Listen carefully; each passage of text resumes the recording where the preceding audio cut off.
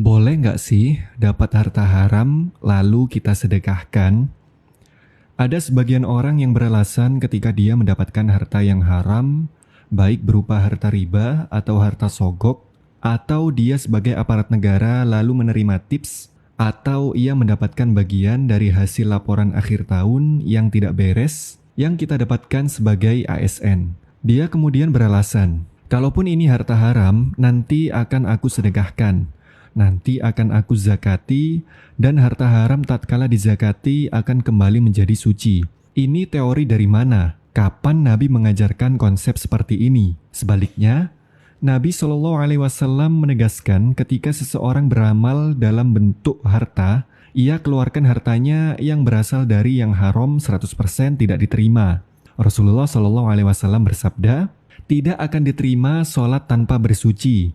Tidak diterima pula sedekah dari harta khianat. Hadis riwayat Muslim. Sehingga kalau ada orang yang memiliki pemahaman ketika kita menerima harta yang haram, lalu kita sedekahkan, maka harta itu menjadi suci. Ini sama dengan pemahaman seseorang berusaha membersihkan kotoran. Kotoran manusia atau hewan merupakan inti dari najis. Sehingga tatkala kotoran ini digosok, dicuci hingga umpamanya menjadi mengkilap, apakah kotoran ini menjadi hilang najisnya? Jawabannya tentu tidak, karena ini adalah sumber najis, dan sumber najis semuanya dibuang.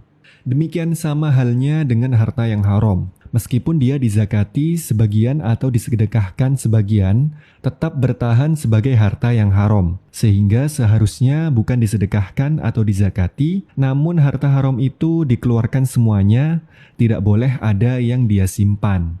Karena dalam masalah ibadah, Allah hanya menerima yang baik. Nabi SAW menegaskan, sesungguhnya Allah itu maha baik dan tidak menerima kecuali sesuatu yang baik. Hadis riwayat Muslim. Sehingga amal yang dilakukan dengan cara yang buruk atau dilakukan dengan menggunakan harta yang haram, seperti haji atau umroh menggunakan harta yang haram, atau sedekah hasil sogok atau kezoliman, jangan harap di situ akan menghasilkan pahala, karena dia lakukan dengan cara yang khabith atau kotor. Kita memohon kepada Allah Subhanahu wa taala semoga Dia melindungi kita dari setiap potensi sifat jahat yang ada pada diri kita. Karena rasuk terhadap harta, kita mengambil sesuatu yang bukan merupakan hak kita, baik dari negara maupun dari masyarakat ataupun yang lainnya. Sumber Ustadz Ami Nurbait dari khotbahjumat.com.